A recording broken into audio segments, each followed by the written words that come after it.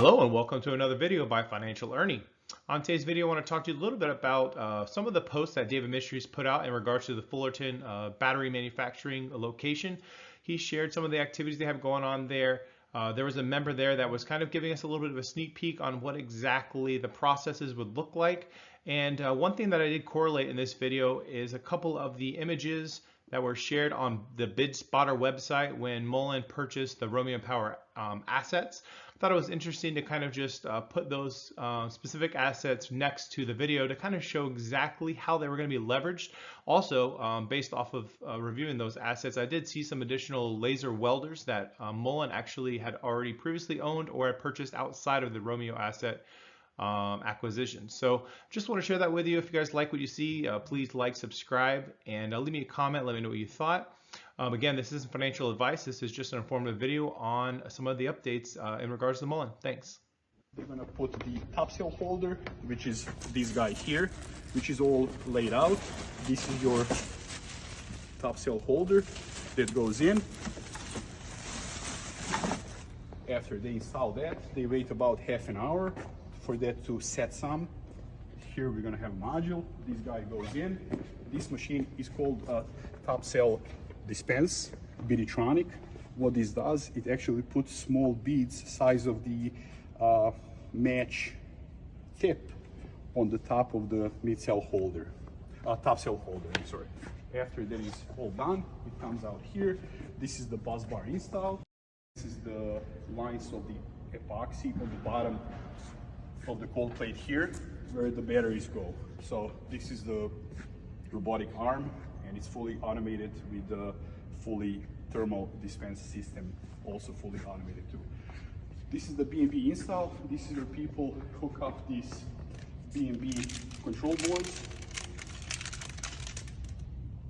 As you can see, they get add-on here. After this station here. And then this is the actual module? This is the actual, yes, this is how module is going to look like. Got it. Only thing you have here is the cold plate and the walls of the here. This guy is gonna sit on top here.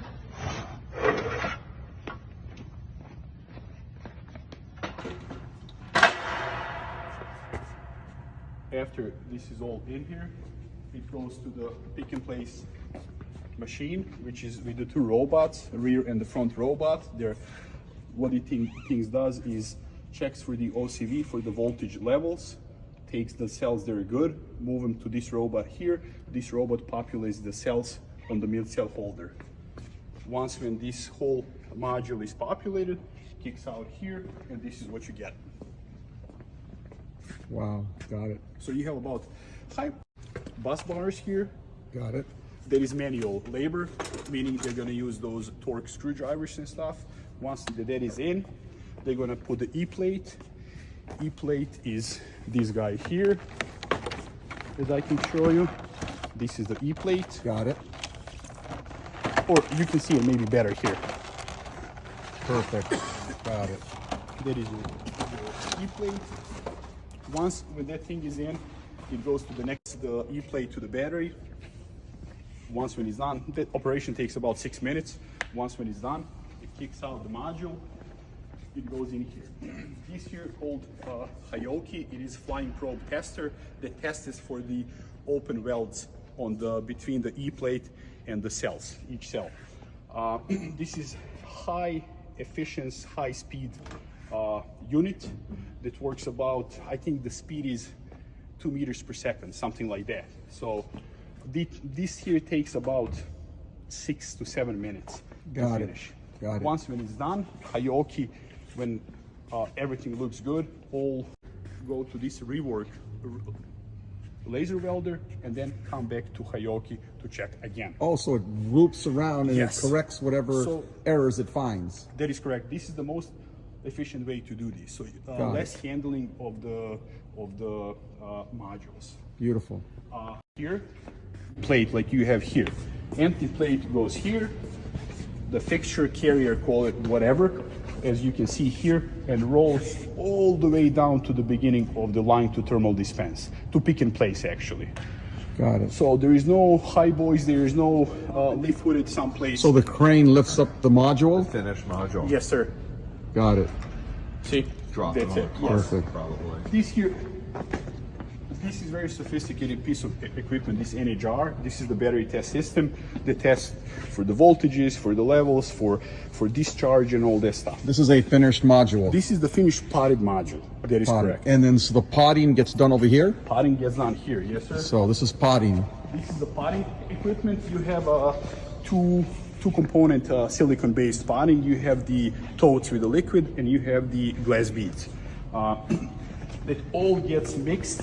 Everything is so precise that I think the tolerance on these between 1 and 2 ratio is about less than 1%. So it is very, very precise piece of equipment. This gets dispensed through this nozzle here. Got it. And you get what you see on that module, or you can see it here too. And these are the finished modules. Got it. Yes, sir. This is what you get. Beautiful. Finished US made module. That's it. Nothing better than that. And then this is our high precision R&D. This is going to be your R&D line. This is also very similar concept as your pick and place on line 2 with 2 robots. This one has a 1 robot. So this would be line 2, correct? But you know what? For you, that is maybe line 1. This is R&D line. R&D line. So this is a high precision welder that is used to create high precision packs with consideration to quality, so that when we get to a finished product that we can mass produce, it's then being done in high volume on line 1. That's it. Great. That is high volume line. This is your R&D low volume line. It's the same concept as that one. After that, that goes to Mans, the welder. This is the high precision.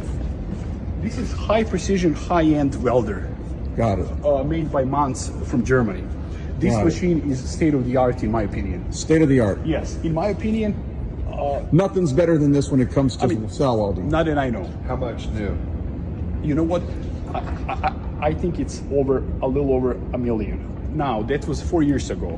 What is priced today? I Could be can't way tell. more, right? But I would recommend retrofitting these to your needs, to your specifications. for advanced development. What we're thinking about doing is using our next generation solid state polymer technology and form factoring at your R&D center there, and then doing the cell module placements here. I see.